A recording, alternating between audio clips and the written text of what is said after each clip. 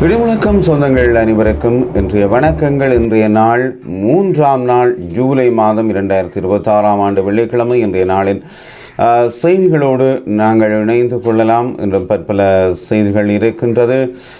முக்கியமாக பார்த்தால் சிஐடியில் 4 மணி நேரம் விசாரணைக்கு உட்படுத்தப்பட்டிருக்கிறார் கிழக்கு SDIE.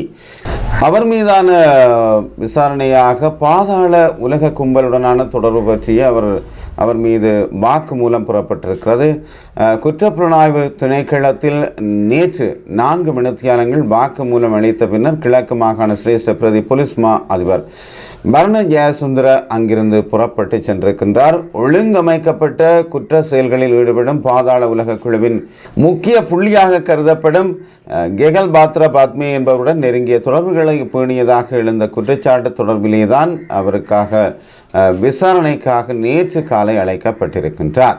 குற்ற புலனாய்வு திணைக்களத்திற்குத்தான் அவர் அழைக்கப்பட்டிருக்கிறார். அங்கு அவரிடம் முன்னெடுக்கப்பட்ட நீண்ட விசாரணையின் போது தற்போதைய புலனாய்வு நடவடிக்கைகளுக்கு தேவையான வாக்குமூலத்தை வழங்கிய பின்னரே அவர் விடைபெற்று சென்றுள்ளார் என்று போலீஸ் வட்டாரங்கள் தெரிவித்திருக்கின்றது.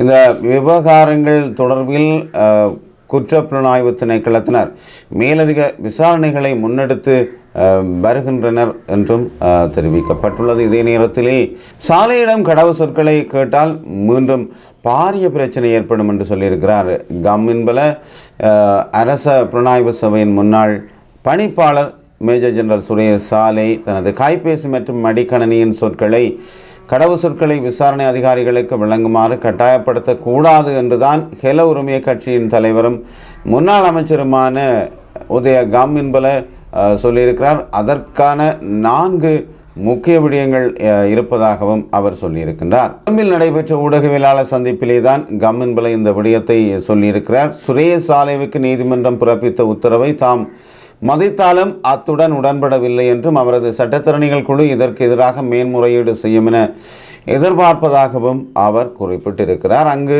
அவர் கருத்து தெரிவித்த போது இலங்கையின் குற்றவியல் நடைமுறை சட்ட கோவையின்படி தனக்கு எதிராக முன்னெடுக்கப்படும் விசாரணைக்கு உதவுமாறு எந்த ஒரு சந்தேக நபரையும் கட்டாயப்படுத்த முடியாது.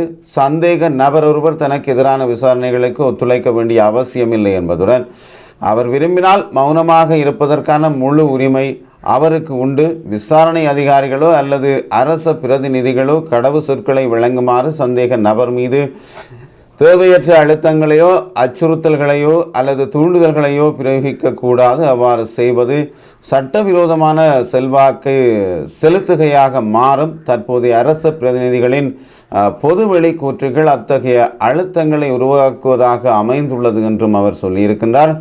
சுரேசாலை தனது 38 ஆண்டுகால புலனாய்வுத்துறை சேவையில் உருவாக்கிய மிக உணர்வு பூர்வமான மற்றும் இரகசியமான தகவல் மூலங்கள் தொடர்பான விவரங்கள் அந்த மின்னணு சாதனங்களில் இருக்கலாம். தனிப்பட்ட நம்பிக்கை மற்றும் கனிட்ரப்ஸ் உள்ளிட்ட பல்வேறு உத்திகள் மூலம் தகவல்களை வழங்கியவர்களின் விவரங்கள் இதில் அடங்கும். இந்த கடவு சொற்களை வெளிப்படுத்துவதன் நாட்டின் பாதுகாப்புக்காக தங்கள் உயிரை பணயம் வைத்து தகவல் வழங்கியவர்களின் உயிருக்கு கடுமையான அச்சுறுத்தல் ஏற்படும் என்றும் சொல்லியிருக்கிறார். கடந்த 2002ஆம் ஆண்டு இடம்பெற்ற மிலேனியம் சிட்டி விவகாரத்தின் போது நாட்டின் இராணுவ புலனாய்வு தகவல்கள் மற்றும் அதிகாரிகள் பற்றிய விவரங்கள் வெளியில் கசிந்தால் ஏற்பட்ட கசப்பான விளைவுகளை நாடு அறிந்தது. இதனால் பல புலனாய்வு அதிகாரிகளும் தகவல் வழங்குநர்களும் படுகொலை செய்யப்பட்டதுடன் நாட்டின் ஒட்டுமொத்த புலனாய்வு வலையமைப்பும் சீர்குலைந்தது. அத்தகையதொரு ஆபத்தான நிலைமை மீண்டும் ஏற்பட்டுவிட கூடாது. இந்த காரணங்களின் அடிப்படையில் சுரேசாலை தனது கடவு சொற்களை வழங்குவதை எதிர்ப்பதற்கு நியாயமான காரணங்கள் உள்ளன. எனினும் இந்த நீதிமன்ற உத்தரவுக்கு எதிரான சவால்கள் முறையான சட்ட செயல்களின் மூலம் முன்னெடுக்கப்பட வேண்டும் என்று அவர் சொல்லியிருக்கின்றார் உதய கம்மின்பல.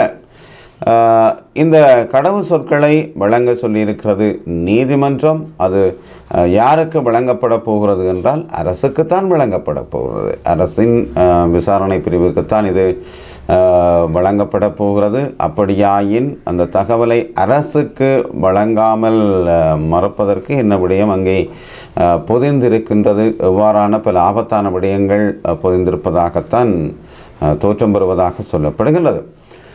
இந்த நேரத்திலே ஆகஸ்ட் 31 விசாரணை நடைபெற இருக்கிறது. அர்ச்சனாவின் எம்பி பதவிக்கான ஒரு கேள்விக்குறியாக அந்த விசாரணை இருக்கிறது. ஏனென்றால் இப்போது நாடாளுமன்ற உறுப்பினராக இருக்கும் டாக்டர் அர்ச்சனா ராமநாதன் அவர் பாராளுமன்ற தேர்தலிலே தன்னை ஈடுபடுத்தி கொண்ட போது தனது அரச பணியிலிருந்து பதவியை விருதாக்காமல் சென்றதுதான் காரணம் என்று சொல்லப்படுகின்றது. யாழ்ப்பாண மாவட்ட நாடாளுமன்ற உறுப்பினர் அர்ச்சனா ராமநாதன் பதவியில் இருப்பதற்கான தகமையை சவாலுக்கு உட்படுத்தித்தான் இந்த தாக்கல் செய்யப்பட்ட மனு மீதான வாதங்களை விசாரணை செய்வதற்காக மேன்முறையீட்டு நீதிமன்றம் எதிர்வரும் 2026 ஆகஸ்ட் 31 நிர்ணயித்துள்ளது. இந்த விடயம் மேன்முறையீட்டு நீதிமன்றில் எடுத்துக்கொள்ளப்பட்ட போதிலும் நீதியரசர்கள் குழாம் முழுமையடையாத காரணத்தினால் இந்த மீதான பரிசீலனை ஒத்திவைக்கப்பட்டிருக்கிறது என்று சொல்லப்படுகிறது. அபினவ நிவகால் பெரமுனவின் தலைவர் ஒசலே ஹேனரத்னவினால் இந்த மனு தாக்கல் செய்யப்பட்டுள்ளதாக சொல்லப்படுகின்றது. வேட்பு மனுக்களை தாக்கல் செய்யும் போது அர்ச்சனா ராமநாதன் இன்னும் அரச மருத்துவ அதிகாரியாக பணியாற்றி கொண்டிருந்தார் என அந்த மனுவில் குறிப்பிடப்பட்டிருக்கின்றது. அரசு சேவையிலிருந்து முறையாக ராஜினாமா செய்யாமல் வேட்பு மனுக்களை சமர்ப்பிப்பது நாடாளுமன்ற தேர்தல்கள் சட்டத்தை மீறும் செயலாகும் என்று வாதிடும் மனுதாரர் அதன் அடிப்படையில் நாடாளுமன்ற உறுப்பினர் அர்ச்சனா ராமநாதன் சட்டபூர்வமாக பதவியில் நீடிப்பதற்கு தகுதியற்றவர் என்று அறிவிக்குமாறு நீதிமன்றத்தை இவ்வாறு கோரியுள்ளார். இதுதான் அங்கே சொல்லப்பட்டிருக்கக்கூடிய விடயம். அர்ச்சனா ராமநாதன் அவர்கள் பாராளுமன்ற தேர்தலில் ஈடுபடுகின்ற பொழுது அவர் தனது அரசு பதவியிலிருந்து அதை வெறிதாக்காமல் அந்த பாராளுமன்ற தேர்தலில் ஈடுபட்டது என்பதுதான் அதன் காரணம். அது ஆகஸ்ட் 31 அந்த வழக்கு எடுத்துக்கொள்ளப்படவிருக்கின்றது. அந்த வழக்கின் பின்னர் பார்க்கலாம் என்ன நடக்கிறது என்று. இப்பொழுது மாகாண சபை தேர்தலை நடத்துமாறு அரசுக்கு அழுத்தங்கள் குவிந்த வண்ணம் இருக்கிறது. அந்த வகையிலே சஜித் பிரேமதாச சொல்லியிருக்கிறார், மாகாண சபையை முடிந்தால் நடத்துங்கள், யார் வெற்றியாளர் என்று பார்க்கலாம் என்று சஜித் பிரேமதாச சொல்லியிருக்கிறார். இது ஒரு அரசுக்கு ஒரு சவாலாக விடுத்திருக்கிறார். எப்படி என்றால் மாகாண சபை தேர்தலை நடத்தினால் யார் ராஜா என்று தெரிந்துவிடும் என்று நாட்டு மக்கள் தங்களது கருத்துக்களை வெளிப்படுத்துவதற்கு உடனடியாக மாகாண சபை தேர்தலை நடத்துமாறுதான் அவர் அனுர அரசுக்கு இவ்வாறு சவால் விட்டிருக்கிறார். எதிர்க்கட்சி தலைவர் சஜித் பிரேமதாச நேற்று வியாழக்கிழமை விசேட கூற்றொன்றை முன்வைத்து கருத்து தெரிவித்த பொழுதுதான் அவர் இந்த சவாலை விட்டிருக்கின்றார். அவர் சொல்லியிருக்கிறார் என்னவென்றால், மாகாண சபை தேர்தலை நடத்தப்பட்டால் மாத்திரமே அரச பதவிக்கு தகுதியான ஏவிபியா அல்லது உண்மையிலேயே பொதுமக்களுடன் இணைந்து நிற்கும் அரசியல் இயக்கமா என்பதை மக்கள் முன்னிலையில் அறிந்து கொள்ள முடியும். இனியாவது விவசாயிகளை அவமதிப்பதை ஆளும் தரப்பு நிறுத்த வேண்டும். இத்தகைய அவமதிப்பு செய்வதற்கு முன் தங்களுக்கு இந்த அதிகாரத்தை வழங்கியது யார் என்பதை ஆட்சியாளர்கள் சிந்தித்து பார்க்க வேண்டும். விவசாயிகளின் பிரச்சனைகளுக்கு அரசால் உரிய தீர்வை வழங்க முடியாவிட்டால் நாட்டின் மக்கள் எதிர்கொள்ளும் உண்மையான யதார்த்தமான நடைமுறை சாத்தியமான மற்றும் முற்போக்கான தீர்வுகளை வழங்குவதற்கு எங்கள் தரப்பு தயாராக இருக்கிறது என்று சஜித் பிரேமதாச சொல்லி இருக்கின்றார். அவர் அதற்காகத்தான் இந்த மாகாண சபை தேர்தலை நடத்தினால் தெரியும் யார் இந்த அரசிலே ஆட்சி அமைக்க தகுதியானவர்கள் என்று தெரியும். எனவே நீங்கள் முடிந்தால் மாகாண சபை தேர்தலை நடத்தி பாருங்கள் என்றுதான் சஜித் பிரேமதாச சவால் விட்டிருக்கிறார் தற்பொழுதைய அரசு அதிபர் அனுரகுமார திசாநாயக்கவிற்கு. வாசவு நாணயக்காரர் சொல்கின்றார், அபாண்டமாக தாக்காதீர்கள், மனிதாபிமானத்தோடு அணுகுங்கள் அரசு என்று முன்னாள் அமைச்சர் வாசவ நாணயக்காரர் ஒரு வேண்டுகோளை விடுத்திருக்கின்றார். சுய நல நோக்கத்தோடு அரசின் மீது அபாண்டமான தாக்குதல்களை நடத்துவதை விடுத்து அரசு இன்று எதிர்நோக்கும் இக்கட்டான சூழ்நிலையை ஓரளவுக்கு மனிதாபிமானத்துடனும் அனுதாபத்துடனும் அணுகி பேச வேண்டும் என்று முன்னாள் அமைச்சர் வாசவ நாணயக்காரர் தான் அந்த விடயத்தை சொல்லியிருக்கின்றார். தற்போதைய அரசு சர்வதேச நிதி நெருக்கடிகள், இயற்கை பேரிடர்கள் மற்றும் நுகர்வோர் நலன் சார்ந்த கொள்கைகள் காரணமாக பாரிய சவால்களை எதிர்நோக்கியுள்ளது என்றும் அவர் சொல்லியிருக்கின்றார். அவர் கொழும்பிலே நடைபெற்ற ஊடகவியலாளர் சந்திப்பிலே தான் இந்த கருத்தை வெளியிட்டிருக்கின்றார். சர்வதேச நாணய நிதியத்துடனான ஒப்பந்தம் காரணமாக அரசு ஒருபுறம் கடுமையான நெருக்கடிக்கு ஆளாகியுள்ளது. இந்த ஒப்பந்தமானது தற்போதைய அரசால் ஏற்படுத்தப்பட்டதொன்றல்ல, இது கடந்த கால அரசால் உருவாக்கப்பட்டதையே அரசின் தலையில் சுமத்தப்பட்ட ஒரு சிக்கலான நிலை என்றும் அவர் சொல்லியிருக்கின்றார். இதேவேளை அரசு எதிர்பாராத வேறு சில சவால்களுக்கு முகம் கொடுக்க வேண்டியுள்ளது. நாட்டில் ஏற்பட்ட டித்பா சூறாவளி காரணமாக பெரும் சேதம் ஏற்பட்டுள்ளது. இதன் விளைவாக அரசுக்கு வரவு செலவு திட்டத்தில் மேலதிகமாக 500 பில்லியன் ரூபாவை செலவினமாக சேர்க்க வேண்டிய கட்டாயம் ஏற்பட்டிருக்கிறது. தற்போதைய டெங்கு தொற்று நோய் பரவலும் அரசுக்கு மற்றொரு பெரும் சவாலாகவும் மாறியிருக்கிறது. எனவே இவ்வாறான தொடர் சவால்களுக்கு மத்தியிலும் அத்தியாவசிய உணவுப் பொருட்களின் விலைகளை ஓரளவுக்கு நியாயமான மட்டத்தில் பேணுவதற்கு அரசு நடவடிக்கை எடுத்துள்ளது. உற்பத்தியாளர்களை விட நாட்டின் பெரும்பான்மையான மக்களாக விளங்கும் நுகர்வோரின் நலன் குறித்து அரசு அதிகமாக சிந்திப்பதனாலேயே இது சாத்தியமாகியுள்ளது. அரசின் இந்த நுகர்வோர் சார்பு அணுகுமுறை பாராட்டுக்குரியது என்றும் வாசவ நாணயக்காரர் சொல்லியிருக்கிறார். எனினும் உற்பத்தியாளர்கள் மற்றும் விவசாயிகள் குறித்து அரசு போதிய கவனம் செலுத்தவில்லை. நுகர்வோருக்கு வழங்கும் முக்கியத்துவத்தை உற்பத்தியாளர்களுக்கும் வழங்க தவறியமைக்காக அரசு மீது நியாயமான விமர்சனங்கள் முன்வைக்கப்பட வேண்டும் என்றும் அவர் சொல்லியிருக்கின்றார். அரசின் தவறுகளை சுட்டிக்காட்டி விமர்சிக்க வேண்டியது அவசியம் என்றாலும் அதே நேரம் அரசு தற்போது எதிர்நோக்கும் பிரமாண்டமான சவால்களையும் நாம் கவனத்தில் கொள்ள வேண்டும் என்றும் அவர் கொஞ்சம் மனிதாபிமானத்துடன் சொல்லியிருக்கின்றார். எனவே நாட்டின் ஜனாதிபதி அவருக்கு மதிப்பளியுங்கள், கடுமையாக விமர்சிக்காதீர்கள், ஒரு அணுகுமுறையோடு செல்லுங்கள் என்று அவர் சொல்லியிருக்கின்றார்.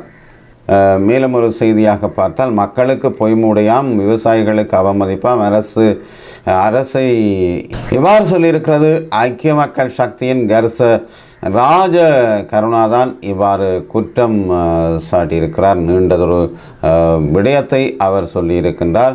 இதே நேரத்தில் திரை சேரி நிரம்பி வழிகின்ற லட்சணம் இதுதானா?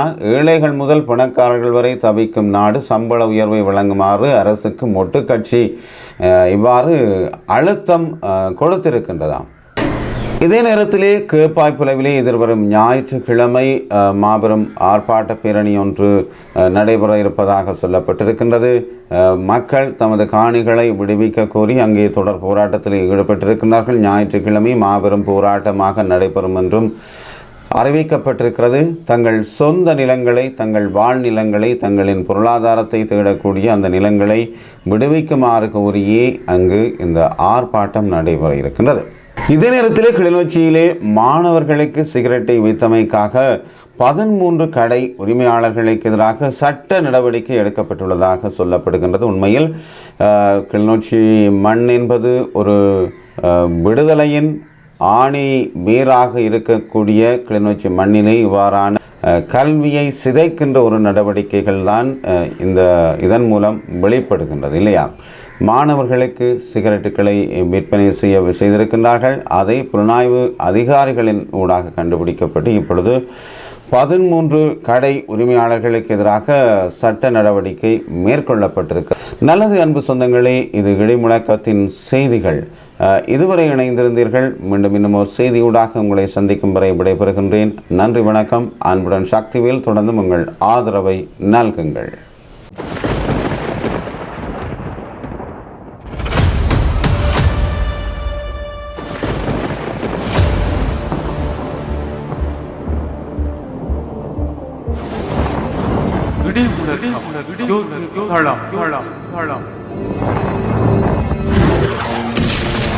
உண்மைகள் உறங்காதிருக்க உழைப்போம்.